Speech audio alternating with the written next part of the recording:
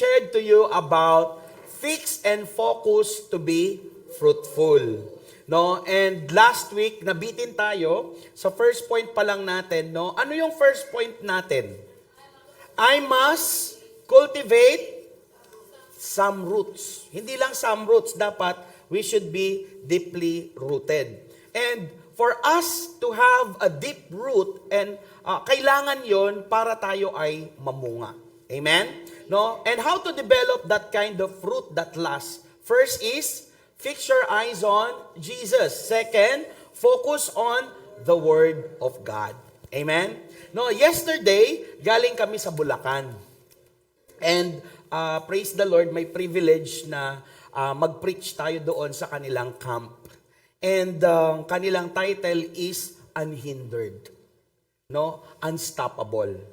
No? Hindi mapipigilan. Walang makakahadlang. And praise God, no, kahit marami silang mga struggles and obstacles, no, at nabago pa yung program nila, no, nag-prevail pa rin yung kalooban ng Diyos because on the first segment ng kanilang Holy Spirit encounter, no, God really showed up. And there are a lot of fruits. The fruits of deliverance, the fruits of repentance, and the fruit of the Holy Spirit. No, kasi syempre kapag ganon, nagkakaroon ng friction sa mga leader, tas nagbago ang lahat. Minsan nangyayari dyan, mag-aaway-away kayo, di ba? But everyone has the self-control, no, at patience para ipagpatuloy pa rin yun, nakangiti sila. Kahit na deep inside, anong na nangyayari, nandito na yung mga tao. No? So, somehow, I saw that yesterday na, you know, if we really fix our eyes on Jesus, na lahat ng ginagawa natin para kay Jesus lang, it will never go wrong. Because Jesus will not judge us anyway. He loves us anyway. No? Kasi minsan sa buhay natin, hindi natutupad o nangyayaring gusto natin. Pero huwag kayong ma-frustrate. Kasi at the end of the day, hindi nagmamago ang pag-ibig ng Diyos sa inyo. Amen? No? And as we move to our second part of our topic, no, number 2, I will jump in na para matapos natin. Baka umabot pa tayong third series. Okay? Number 2, para tayo ay maging fruitful o maging mabunga, no, I must eliminate the weeds in my life and in my ministry. Kailangan nating tanggalin yung mga damo. No? Sa ating context na pinag-aaralan sa aklat ng Hebreo chapter 12 verse 1 to 3, ang sabi niya diyan, no, therefore since we are surrounded by such a great cloud of witnesses, sabi niya, sabay-sabay tayo, let us throw off everything that hinders and the sin that so easily entangles. Ibig sabihin, tanggalin natin yung lahat ng mga sagabal, yung mga kasalanan na nagtatali sa atin o humahatak sa atin para hindi tayo sumulong. That's why you will see, meron akong halaman dito. Para mas ma-picture out ninyo, ano ba yung weeds? Yung weeds ba yung ginaganon? Siyempre, damo din yun. Pero I don't encourage. Kasi ang weeds talaga masama sa katawan. Hello? Lalo na sa mga kabataang lalaki, bawal ang weeds. Alright? Kasi kahit dito sa halamang ito, ano ba ang weeds? Damo. No? Ang damo. No? Bago tayo pumunta dun sa damo, saan ba tumutubo ang puno? O ang halaman? Saan tumutubo ang weeds? Sa lupa. Alangan namang magdala ako ng lupa dito, mahirap, di ba? No? There are 4 types of soil according to the Bible. The hardened, the impulsive, the crowded, and the responsive. So, ang soil, according to the Bible, this is the representation of the state of our heart. Can you say state of our heart? Ayan, no? Kumusta ba ang puso natin ngayon? Broken? Kasi hindi tinuloy at naudlot ang dapat sana ipagmamahalan? Or masayang-masaya dahil nabiyayaan ka ng gift ng asawa mo o ng boyfriend mo? Or crowded, cluttered, kasi ang dami ng kung ano-ano dyan sa puso mo, maraming damo. Problema, pag-aalala, pera, pagsubok, pasukan. Sa mga nanay. No? How is your heart? Kumusta ang puso natin? How is the soil? No? Tanungin nyo yung katabi mo, kumusta ba talaga puso mo? No? No? Bawat soil kasi, o bawat lupa, it represents something. No? It represent of the way, o yung pamamaraan, kung paano tayo magre-respond sa salita ng Diyos. Sa Bible, sa Luke chapter 8, verse 11 to 14, sabi niya, the seed is God's word. Meron akong buto. Kala nyo, maano ako dito, no? The seed is God's word. Ang salita ng Diyos ba ay iba-iba? May kausap ako? Ang salita ba ng Diyos ay magkakaiba? Yung Bible ba iba-iba? Magkakaiba man ng version pero isa ang sinasabi. So, will you agree with me sa Bible, the seed is God's word, pare-pareho yan ng itsura. Pare-pareho siya ng size. Pare-pareho ang sinasabi. Ang binabasa kong Biblia ay parehong Biblia na binabasa nyo. Tama, mali? So, the same. So, the seeds that fell among the thorns represent those who hear the message, but all too quickly, the message is crowded out by the cares and riches and pleasures of this life. And so they never grow into maturity. Hindi lumalago o hindi lumalaki ng maayos yung salita ng Diyos sa puso kasi hindi sa salita nakadepende. Nakadepende sa soil. No? Hindi soil ang ginamit ko ngayon. Imagine niyo na lang soil to. Mapapansin ninyo ito, anong kulay? Clear ba yan? Malabo. Oh, let's say for example, this is a tea. No? Example tea. Ito kape, matapang, madilim. Okay. Ito gatas, kulay puti, pero may halo. Alright? Magkakaiba. At ito clear, malinis, pure. Ngayon, kapag nilaglag natin yung buto, halimbawa si Kuya A, Kuya B, Kuya C, Kuya D. Yung Word of God, pare-pareho. Silang lahat nag-devotion. Silang lahat nagbasa. Ang binasa nila, pare-pareho naman. Di ba meron din tayong daily devotion na sabay-sabay tayo? So kapag binasa nila ang salita ng Diyos, yung buto, mahuhulog yan dyan. Mahuhulog. Pero imagine ninyo, kapag tumubo yan, pare-pareho ba ng puno? Hindi. Bakit? Kasi iba-iba ang estado ng puso nila. Kung paano nila tinanggap yung salita ng Diyos, imagine niyo lalago to na ang puno niya malamang kulay puti. At ang bunga niya kulay puti. Pero hindi natin alam ang lasa. Alright? Ito sigurado, lalaki ang punong ito malamang dark brown o maitim. No? Mala avocado na sing brown, no? O baka maitim na chiko ang bunga nito. Tama, mali? No? So ito siguro medyo malabnaw-labnaw. Medyo malabo. Ano kaya ang kulay nito? Itong sala sa init, sala sa lamig. Minsan okay, minsan hindi. Pag nasa church, mabait. Pag nasa bahay, Pag sa church, Finding Nemo. Pag sa bahay, shark. Hello? No? Sala-sala. No? Ito, maputi. Sobrang puti. Napakalinis tingnan sa labas, pero di mo alam kung ano ang laman. May mga ganitong tao ba? Pero, this is transparent. What you see is what you get. In private life, yun yung makukuha mo in public life. Walang maskara, walang tinatago. He is who he is. Kung madasalin siya sa church na halos gumawa-ngawa, umiyak-iyak, ganun din siya kapag walang nakakakita. Kapag namimigay siya, na nakita ng iba, namimigay siya. Kahit walang nakakakita, namimigay din siya. Kapag mabait siya sa asawa niya in front of many people, mabait din siya kahit dalawa lang sila. Purong-puro.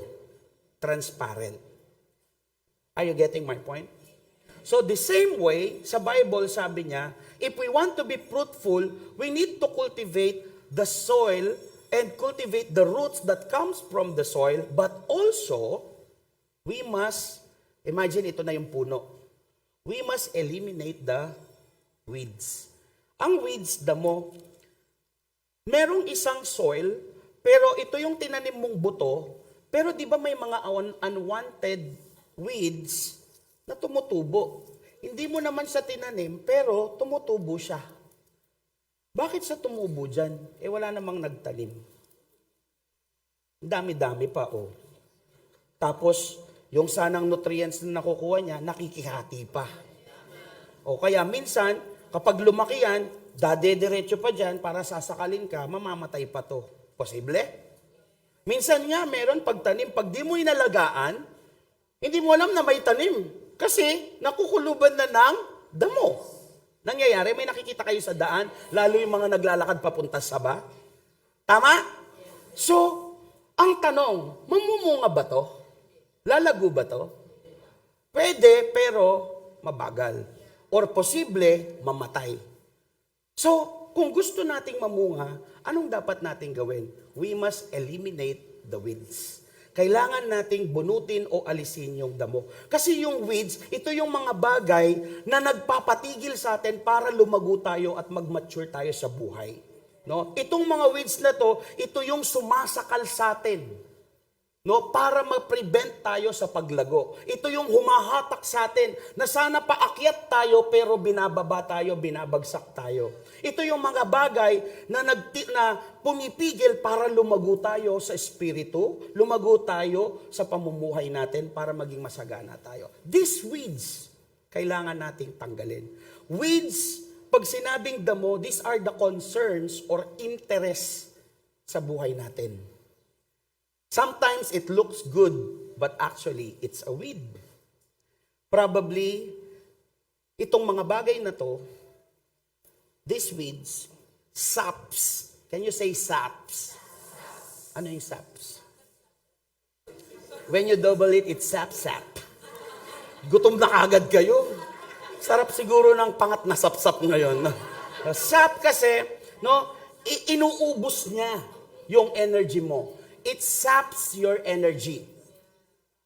The weed saps your energy, your time, your money. It prevents you from bearing fruit. Na dapat may bunga ka na, in 3 years or 2 years, dapat may bunga ka na, pero 7 years ka na, wala ka pa rin bunga. For example, sa church. Sa church, magsi 7 years ka na ang church. Nag-umpisa ka 7 years ago. May dumating 2 years ago. Yung dumating 2 years ago, sub-district leader na, nagpipreach na. Pero ikaw na 7 years ago pa, hanggang ngayon nakaupo, nakikinig. Sakit. Tabi-tabi po. But, that's reality. Somehow, makikita mo na, ba't nandun na yun? Kumakanta na yun. Ako, ang tagal ko na, gusto kong kumanta. Ba't hanggang ngayon hindi ako nakakakanta dun? Ask yourself. Probably, meron kayong mga bagay o mga weeds sa buhay na instead na magbigay kayo ng oras sa pagpapractice o sa pag-awit sa Diyos, mas gusto nyong mag-videoke. Mas pinipili nyo yung mga birthday parties na kapag may videoke, merong birthday po, pupunta ako. Ayoko, wala akong time sa practice, pero may time ako sa birthday party. It saps your time. Wrong priority. Nagigets? No? So, these things are the weeds in our life na kailangan nating bunutin. In fact, dito sa Bible, Jesus mentioned 3 varieties of weeds sa passage alone. Ano-ano yon? Weeds of care. Sabi niya, but all too quickly the message is crowded out by the cares. Ano yung care? Ano yung mga pinapahalagahan mo? Ano yung inaalagaan mo? Weeds of cares. What are these weeds? These are our everyday concerns sa buhay that demands attention. Mga pag-aalala. Ang mga alalahanin. Ano kayang kakainin namin mamaya? Ano kayang isusuot ko mamaya?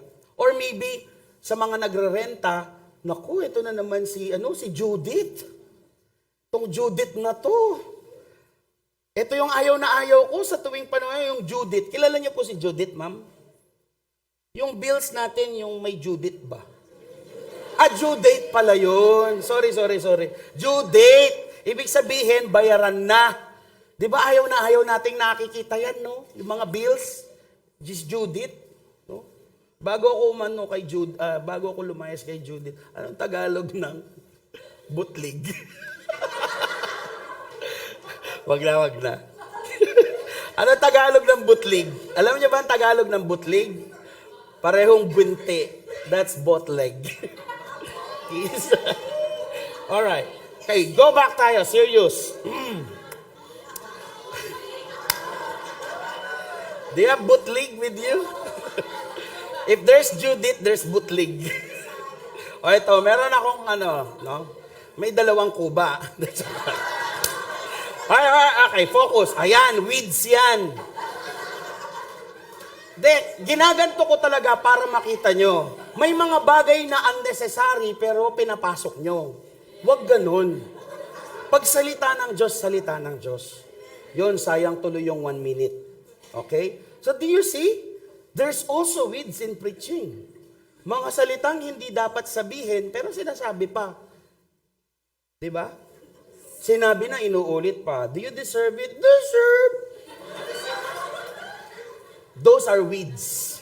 Okay? Kaya magsiseryoso tayo. So, weeds of cares. Ano pa sa mga kabataan? Studies. Weeds pala yung studies. Hindi ko sinasabing 100%. Pero, kung ito ay nakakasagabal na sa relasyon mo sa Diyos, hindi ka na magdadasal dahil magre-review ka, that's considered weeds. Oh, that's a weed. Distraction. Nagigets nyo? No, aside from that, jowa. Hindi masamang magkaroon ng boyfriend, girlfriend sa mga youth.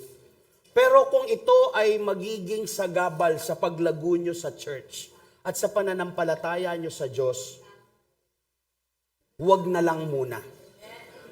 Mag-antay kayo.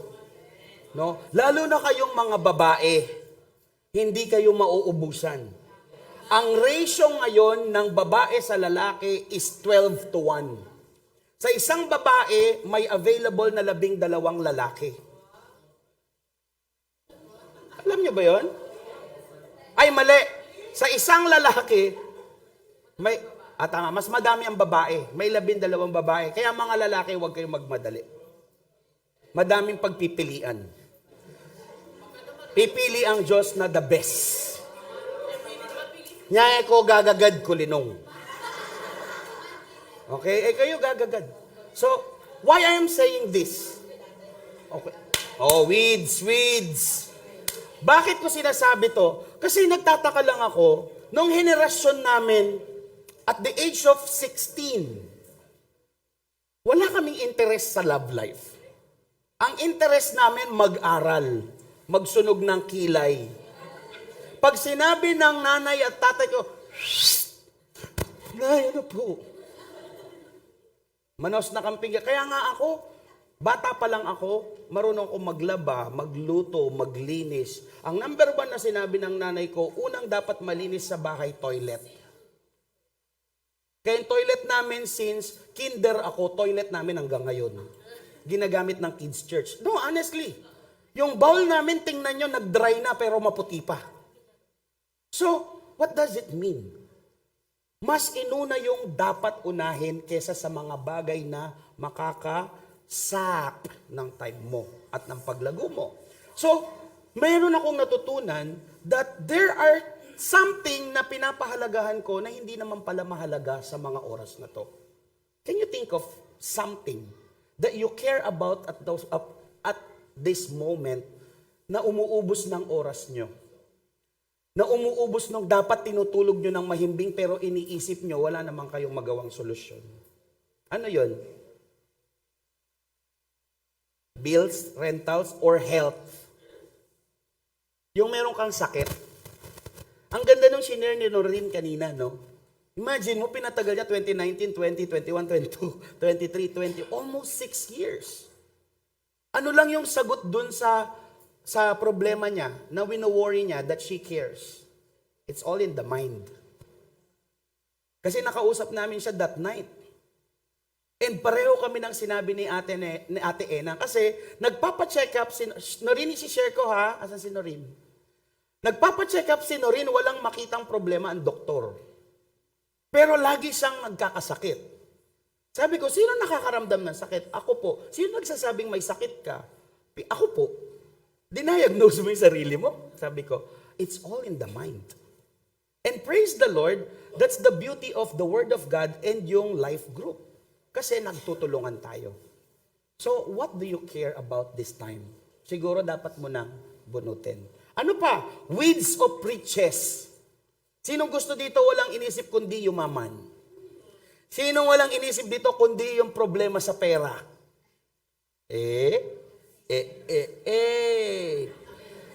Umamin tayo. Talking about money, we need money on earth. Tama? We need money on earth. Without money, we will not survive. But it is a sin to love money. Paano natin masasabing minamahal na natin ang pera? Yung hindi ka mag-church kapalit ng pagtatrabaho mo. Yung hindi ka magde-devotion, hindi ka magpe-pray, hindi ka magla-life group, kapalit ng trabaho mo. That's reality. Let's admit it.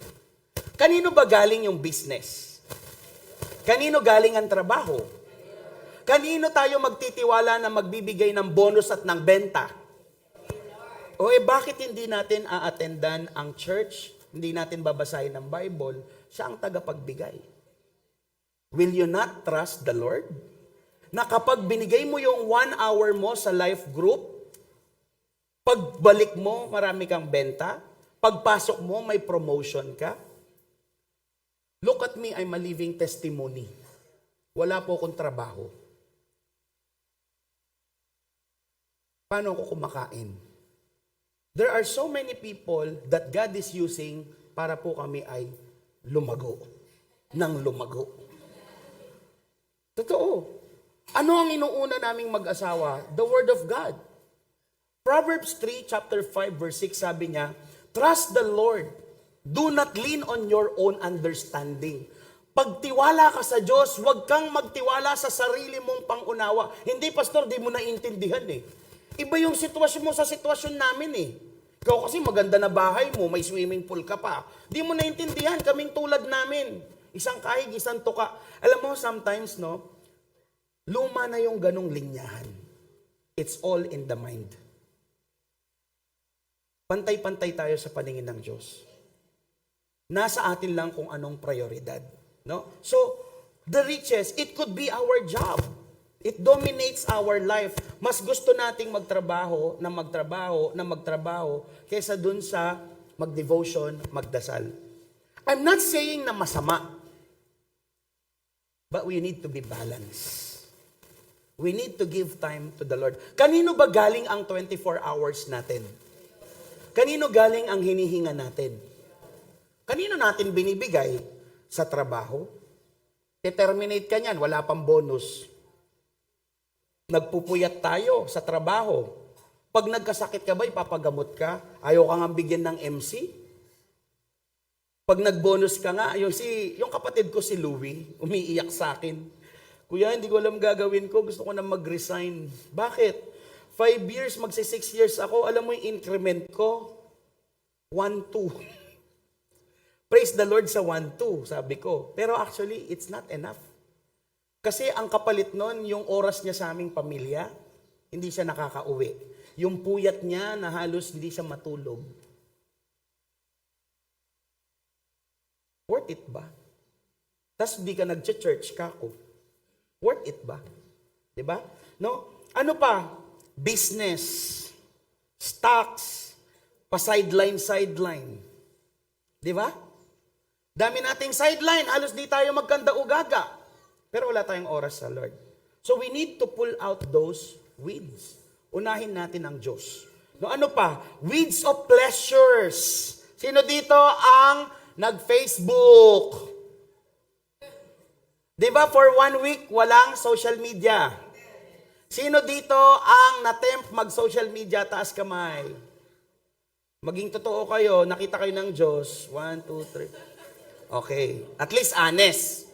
Okay, hindi naman po ako nag-Facebook, di po ako nag-My Day lang ako, isa lang.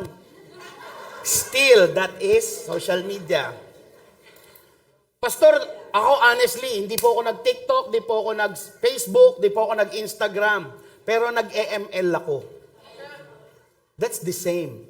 Okay. Sino naman dito ang sumunod, hindi nag-social media, hindi naglaro, nagbabad sa salita ng Diyos, taas kamay. Mangilan-ngilan lang. Tap yourself. Well done. Tanong, anong bunga? Sige, Jobel. Masaya, maraming revelation. Mami Nits, anong bunga? Kapayapaan. Ano pa? Sino yung nagtaas dyan sa likod? Jessa? Peace of mind. Tatay Henry? Natupad yung hiniling na gumaling. Anong kagalingan? Ha? Mga apo. Praise the Lord. Sino pa? Ate Ana Marie, ano? Blessing, ano yung blessing? Ano pa? Hindi na mabilang. Praise the Lord. Ay, ba't di ka nagte-testify? Okay, let me share to you. Sa mga ibang kinakausap ko, sabi nila, ang sarap palang hindi nagfe-Facebook. Ang blessing is, ang dami kong nagawa sa bahay. Si Chow Yen, no? Nakapaglinis ng kwarto namin. Ang linis-linis ng kwarto namin. Tapos, sabi niya, ang sarap pala, may peace of mind kasi, na-enjoy mo yung creation ni God. Ang haba pala ng 24 hours, no, na-realize mo, ako meron din. I've been praying to God. As you all know, sa district camp, meron akong mga pinagpalwalan. Okay, bayad-bayad na. And medyo malaking pera yon, pero hindi ko na yon inaano kay Lord na sabi ko, Lord, haplusin mo yung mga kapatid ko na pag meron na sila, magbalik sila ng bayad nila. Pero kung wala, bahala ka na sa akin. And as you all know, I'm doing a part-time job. Do you know what the Lord did? Dahil dun sa dasal at pagbabasa ng Bible, na mas inuna ko yung salita ng Diyos, hindi yung business, hindi yung pera. The Lord gave me 6 clients in 1 day. No? In 1 year, dun sa makukuha ko doon, more than the amount na ginastos ko sa inyo, bumalik. Glory to God. No? So, safe na si pastor sa pambayad ng tubig lang naman. Pero, praise the Lord. Tama, mali. No? See, this is the thing. We need to balance. Ano pa? Weeds of pleasure naman. Ano yung weeds of pleasure? No? Sa church. Sports. Sports. Masama pala yung sports, hindi masama. Sumasama kapag sumosobra. Hindi ka nag-life group, di ka nag-mentoring, di ka nag-church, di ka nag-pray, di ka nag-devotion. Pero 10 hours kang nagba-volleyball. 5 hours kang nagba-basketball 5 days a week. That is idolatry. Meron akong mga kabataan na hindi ko na nakikita dito, pero ang dami nilang post basketball and volleyball. There's nothing wrong. Pero kung di na balanse, halos di ka na makita din sa church, it's your call. Hindi ka magmamature. We are talking about fruitfulness and maturity. Kaya pansinin nyo yung decision making ng mga ganitong tao, wala. Wala sa wisyo. Wala sa wisyo. Di ba? Iba na yung takbo ng utak nila. Sad to say, hindi na sila papunta dun sa tamang alignment. Sumideline na, sumidetrack na. Na bad trip ako sa ibang leader, hindi ako nabibless sa ibang leader pa naman sila. Tuloy ko na lang yung sa mundo. Dito na lang ako sa mundo. It's not our loss. It's yours. We want to guide you. Allow us to guide you. Hindi kami perpekto, pero magtutulungan tayo. So what else? Movie. Reels. Natempo ako, pastor. Sorry po. Didelete ko na po. Parang may nakita akong chatroom eh. Asawa ko. Parang reels tong sinare mo po. Ay, oo nga po. Sorry po, natempo ko. Dinilit agad yata eh. Hindi ko isi-share kung sino. Pero sa mga nasa chatroom na yan, alam nyo kung sino kayo, di ba? Taas nyo yung kamay nyo. Ba't tumatama si Liza? Parang ka-life group ni Liza. Okay. Alam niyo yung reels? Sino nakakaalam ng reels sa Facebook? Huwag kayong magbubukas kahit isa nun. Alam niyo bakit? Pagbukas mo ng isa, di mo na mamalayan, 5 hours ka na. Alam mo yung nanay ko, kilala na niya lahat yung nasa reels na nanay ko. Sorry, nanay. Nanay ko kasi walking call center. Parang kilala niya si Willie Ong, si Aling Mingaro, lahat na kilala niya. Baka maging doktor na ngayon nanay ko eh. Tsaka yung tatay ko. Si tatay ko naman yung Kalinga Prab. Oo, ang bukang bibig na tatay ko, Kalinga Prab. So, somehow, these are weeds. Bakit to weeds? Instead, you will do something good sa time mo, na uubos sa kakabrowse mo. Imbis na mabasa at matapos mo yung Bible, wala kang natapos. Yun, natapos mo yung reels nung isang buong Facebook. Tama, mali, no? Gambling. Sugal. Tong-its, bingo. Enjoy lang naman, pastor. Kami-kami lang naman. Tig magkakano, piso-piso lang. These are weeds. Gambling is gambling. Kasi nawawala yung yung hobby natin, it becomes more important than the Bible. It becomes more addictive than the Word of God.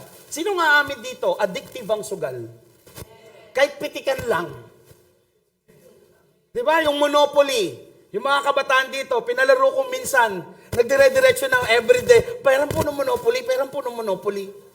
Nothing wrong. Pero kapag nahook ka na, yun na yung unang nasa isip mo paggising mo, Monopoly, o kaya tong-its, o kaya bingo, o kaya weteng, something is wrong. Nauna na yung kaysa sa Word of God at sa Bible.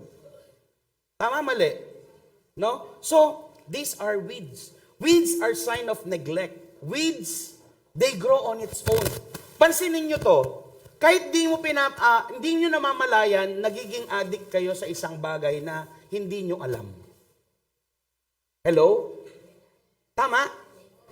Yung nauubos na yung oras nyo. Chismis, tambay, kape-kape. There's nothing wrong. Pero kung di kayo disiplinado, maubos ang oras nyo. Tama, mali. Pero kapag preaching, pag word of God, antok-antok na eh. No, tagal pa ba ito? Di ba? Tagal naman ni pastor, point 1 pa lang, may 2 pa. Tama? So, kung kakain tayo ng vegetable, gusto nyo ba merong kahalong damo? Ba, nagluto ka ng chop suey, nagluto ka ng pinakbet, haluan mo ng dabo na galing sa amin, gusto nyo? Try lang, ano kaya lasa? Fresh from Baguio, pan-chop suey, haluan natin ng damo. No, damong galing dito, damong galing sa kabila, damong galing doon. Mix-mix na nga. Pare-pareho naman yan. Green naman lahat. O kaya lagyan mo ng uod. Hiwain nating maliliit para hindi obvious. Gusto niyo? The same way with our spiritual maturity. Ayaw natin na lumalago tayo araw-araw, nagla-life group tayo, every Sunday, duma-attend tayo sa church, pero kasabay ng pag-attend natin sa church, lumalago din yung kasalanan. Lumalago din yung secret sin. Yun ang mas mahirap. Lumalago tayo, akala natin lumalago tayo sa spiritual life natin, pero kasabay pa lang lumalago nun yung damo. That's why, church, minsan hindi kayo makakita ng bunga. Ba't kaya ganon? Lagi akong gulong-gulo. Ba't kaya ganon? Nag-church, nagdi-devotion, nag-worship ako, pero parang walang nangyayari sa buhay ko. I think you need to eliminate some weeds in your life. Can I hear an amen? No. So if you want to see something in your life, or sa life group natin, sa life group na lang natin, do not neglect the weeds. Bunutin nyo. Kami nga yung garden namin dito, di na namin nabibigyan ng atensyon. Tingnan nyo, maganda ba tingnan? Ang tataas ng damo, di maganda. Pero kapag minower yan, malinis, di ba ang gandang tingnan? So, all of us, we should be the same. Huwag nating i-take for granted. Punta naman tayo sa life group. Sinong mga may life group dito? Sinong walang life group? Sinong may life group pero ayaw mag-life group? Life group is very important. Ano yun, nak? Palit? Bakit? Hindi nyo naririnig? Ha? Kumakaskas?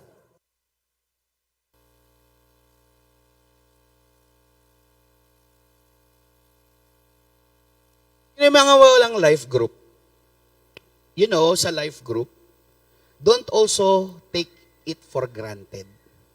Mahalaga ang life group. Sino ang masaya pag nasa life group? Kapag nag-share kayo ng mga pagsubok, tapos bigla, may kapareho pala akong problema. Then somehow, bubunutin mo sa Bible, ito pala yung sagot. Tapos, iiyak na kayo sabay-sabay. Tama, mali? No? Somehow, pag uwi nyo, napapaisip ka, ay, wapin naman eh. Pero nung mag-isa ka, iniisip mo lahat ng problema mo, gusto mo na magpakamatay. Pero after nung life group, wapin, makatulay, nakakatawa naman pala yung problema ko, maliit na bagay, masyado kong inisip. Right? So don't neglect your life group also. Tanong, do you still affirm yung sa life group members nyo? Oh, well done. Ako, I want to affirm all of you. Well done kayo kasi nandito kayo. Palakpakan niyo yung sarili nyo. No? Do you still take time to text one another? Tinatanong nyo ba ang bawat isa? Kasi sa church natin, hindi lang to church na labas-masok. You matter to God. No? Don't neglect that. Ano pa? Nagpe-prepare pa ba kayo? May heart preparation pa ba sa life group? May icebreaker pa ba? Naglalaro pa ba kayo sa life group? Sinong daamin dito ang saya ng icebreaker sa life group? No, nararamdaman mo yung pagkabata mo. No, we play together, tama? Kaya ini-encourage ko po kayong lahat mag-life group kayo. Sino dito, kumakain pa ba kayo together? May nabalitaan akong isang life group. Kapag nag-life group sila, parang tuwing mag-meet sila, laging piyesta. Kaya yung life group leader nila, nahihiya. Kasi si life group leader, walang madala. Diyos ko, kuya na, mapipressure ko. Magdalala bila-bilaong palabo ka, puto, ating kutsinta. It is a joy for them to share together. Pero I encourage you, mamigay kayo ha. Or kung halimbawa naman, pag wala, wag nyo ring pilitin. Pwede namang wala kasi ang salita ng Diyos mas mahalaga. Pero kung meron, why not? Bukal naman sa loob. Ang sarap kayang pagsamasamahin ng pagkain, tas lahat tayo kakain habang nag-share. Sinong nag-enjoy sa district camp? Ang sarap sa district camp, no? Matutulog ka, aircon. Paggising mo, may pagkain. 3 putahe pa. Tapos yung iniinom natin, may kulay. Kulay blue. Kulay black. Ay, libre. Tapos maglalaro tayo, no? Tapos mag-worship. Ang saya. May nagsabi sa akin nga, sabi niya, Pastor, wag na tayong umuwi. Parang heaven on earth. Sabi niya, sarap po pala dito. Sabi ko, nung pwede mupin. No? So, love your life group. But the question is, what about your heart? Meron bang bitterness? Meron bang sama ng loob sa puso natin? May weeds ba dyan? Si Pastor, nung birthday ni Maria, nandun siya. Nung birthday ko, wala, kahit HBD lang. Happy birthday. Happy birthday kay Ate Betcha. Nandito ba si Ate Betcha? Tibet, di pa kita na-chat. Galing akong Bulacan, pero nakita ko. Let's say happy birthday, Ate Bet. Yan, yan, no? So, kasi sa life group, importante yung birthday. I encourage lahat ng life group leaders, i-celebrate nyo yung birthday kasi it brings fruits. We don't take it for granted.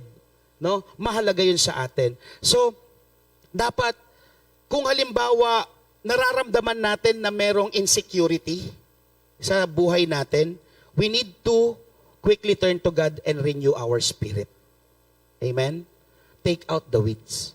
Number 3, paano tayo lumago? Cultivated roots, eliminate weeds. Next is, I must cooperate with God's pruning in my life. Ano yung pruning? Ang pruning involves cutting of the dead branches, pinuputol. Kapag ito, hindi namumunga, pinuputol, tinatapon. Masakit bang maputulan? Naputulan na ba kayong daliri? Naputulan na ba kayo ng paa? Hindi pa. Naputulan na ba kayo ng split ends? Okay. May nawalan na ba kayo sa buhay? Nawalan ng kaibigan? Nawalan ng life group member? Nawalan ng pera? Ang sakit ng nawawalan, tama? Naisip nyo ba na kapag nawawalan kayo, ay pinarusahan ako ng Diyos? Meron bang ganong thought? Hindi yata ako karapat-dapat kasi walang nangyayari. If you feel that way, wag po tayong malito. Ang punishment is different from pruning. Ang pruning may tatanggalin para mas mamunga. No, sa 'di ba, puputulin tapos may magsushoot na bagong root ay branch, mas mamumunga 'yon, tama? So may kailangang putulin para mas mamunga. Kasi minsan nandoon siya pero nabubulok na siya. 'Di ba meron halimbawa sa mangga maraming ganun, 'di ba? No, nandoon siya, nakakapit siya sa puno, pero tuyo na siya.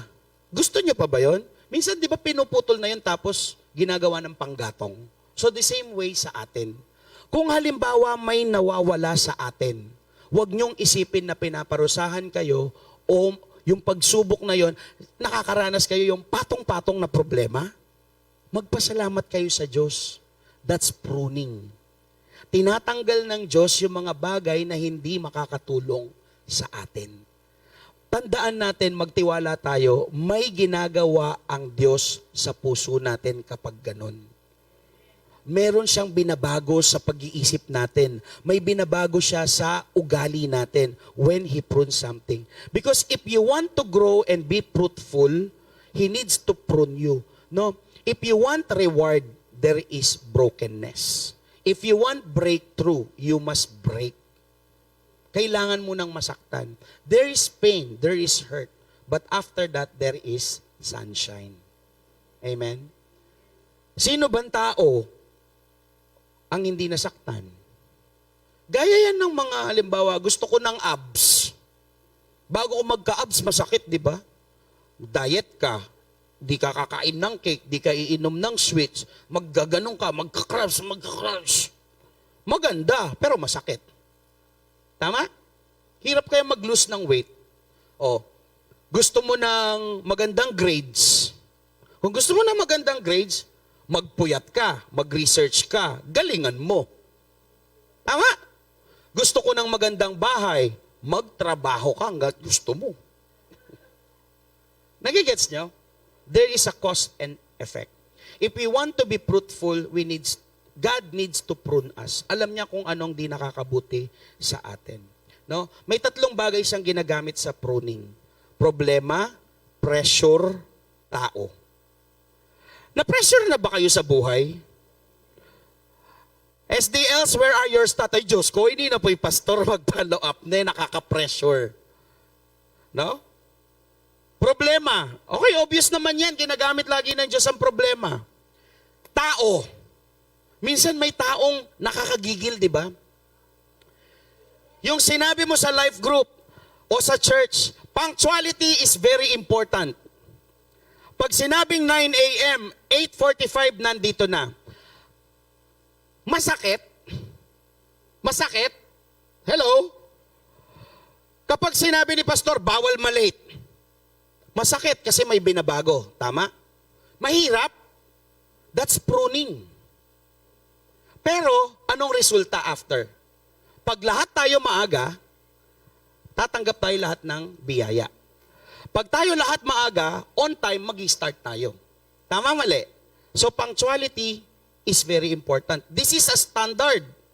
Tanong, pag tayo napilayan, pag tinutuwid, masakit? Kaya minsan, di ba, pag nagpipreach ako, sabi nyo, minsan masakit. Kailangan. That's pruning. Kung hindi natin babaguhin, kung hindi natin itutuwid, walang mangyayari. Tama, mali? Simple lang yun. Sa mga nagbabasketball, masakit ang fractured ankle? Ano, hahayaan mo lang siya? Gusto mo siyang tumuwid, tama? Anong gagawin mo? Kukuha ka ng bote. Pruning. Habang ginagano mo, masakit. Pero pag pinagtuloy-tuloy mo, ano mangyayari? Gagaling. The same way with us, if we want fruits, if we want to experience fruitfulness, no, we must allow ourselves to be broken. We allow the pain to strengthen us. Guys, sa paglago, Isaiah, sa pag-grow natin, kailangan ng pagsubok. Kailangan ng pain. Kailangan ng hurt. Kasi yan ang magpapatibay sa atin. Amen? Now, Hebrews chapter 12 verse 1, sabi niya, no discipline seems pleasant at the time, but painful. Meron bang masarap na dinidisiplina? Masarap ba yung pinapalo? Hindi. Pero after pinalo at may natutunan, may maganda bang bunga? Yes. No? Later on, however, it produces a harvest of righteousness and peace to those who have been trained by it. Kanina narinig nyo, ang bunga ng pagkawala ng social media, kapayapaan. Amen? Gusto nyo ng kapayapaan? Then, eliminate the weeds. Allow God to prune you. And lastly, we must wait for the harvest. Tanong, ang bunga ba pinipilit? Hindi mo mapipilit ang bunga. Kusang lumalabas. Naturally, ang lahat ng tinatanim natin, mamumunga yan. Pero hindi ikaw ang magbibigay ng bunga. Alam nga naman, bumili ka ng apple, sinabit mo, uy, may bunga na ako. Di pwede. Tama, mali. No? Ang bunga, kusang lumalabas. Ano lang ang dapat natin gawin? Alagaan natin yung proseso. Tayo ang magtanim, tayo ang mag-cultivate ng soil, tayo ang magtanggal ng weeds, tayo ang magdilig, tayo ang magputol ng mga bagay na hindi. Pero sino ang nagpapabunga? Ang Diyos. Hindi natin alam paano lumalabas yung bunga eh. Paano kaya nangyayari sa puno no biglang nabubuo yung buto? Natanong niyo ba yun? Paano kaya ang bunga ng mangga, paano kaya ang ginagawa ng Diyos na may bunot-bunot sa gilid yung buto ng mangga? Bless you, baby. Na-imagine niyo yun? Or somehow ako naisip ko, paano kayang ang tao nagagawa sa loob ng tiyan? Sinong gumagawa nun? Diyos. That's why I am waiting for the harvest of my twins. Ang kailangan ko lang gawin, do the process. Kaya dapat, yung asawa ko, makipag-partner din sa akin. Kasi, we can do only the process. But it is God who will give the harvest. Alam nyo ba na ang mushroom, sa 2 araw pwedeng mamunga at lumaki? In just 2 days. Pero alam nyo ba na ang oak tree, 60 years bago lumaki? Kung kayo ang tatanungin, what do you want? To be a mushroom or to be an oak tree? So be patient. The harvest is coming. Be patient because this pruning time, the God is strengthening you. Ayaw niya na matulad ka sa mushroom na sa konting ihip ng hangin, wala ka na sa church. Ginagawa ka niyang oak tree. Mapalad ang mga taong maraming problema. Dahil pinili kayo ng Diyos para maging rooted sa pananampalataya, huwag kayong mag-alala maraming nag-aabang na biyaya sa inyo. Trust the name of the Lord. You will be fruitful. Mark the word of God. This is not my word. This is the word of God. There is a reward waiting for you. John 12:24. Truly, truly, I say to you, unless a grain of wheat falls into the earth and dies, it remains alone. But if it dies, it bears much fruit. Kailangan muna nating mamatay para may maraming mabuhay. Jesus Christ did that. Namatay si Jesus, maraming naligtas. Sa atin, maraming tinatanggal. Pero mind you, sa pagtanggal ng marami, mas madaming bunga ang darating. In conclusion, maybe you are a Christian for years or maybe we are serving God for quite some time. Matagal na. And we cannot see fruitfulness. It's not too late. All we need to do is to cooperate with the spiritual plan of God, of our Lord in our lives. Sino bang may hawak ng buhay natin? Ang Diyos lang. So God has always power to change lives. God has always power to make us fruitful. Ipaubaya nyo sa Diyos ang bunga. Ang dapat nating gawin, yung mga bagay na dapat nating gawin. Magbago tayo, makipag-partner tayo kay God, antayin natin ang bunga.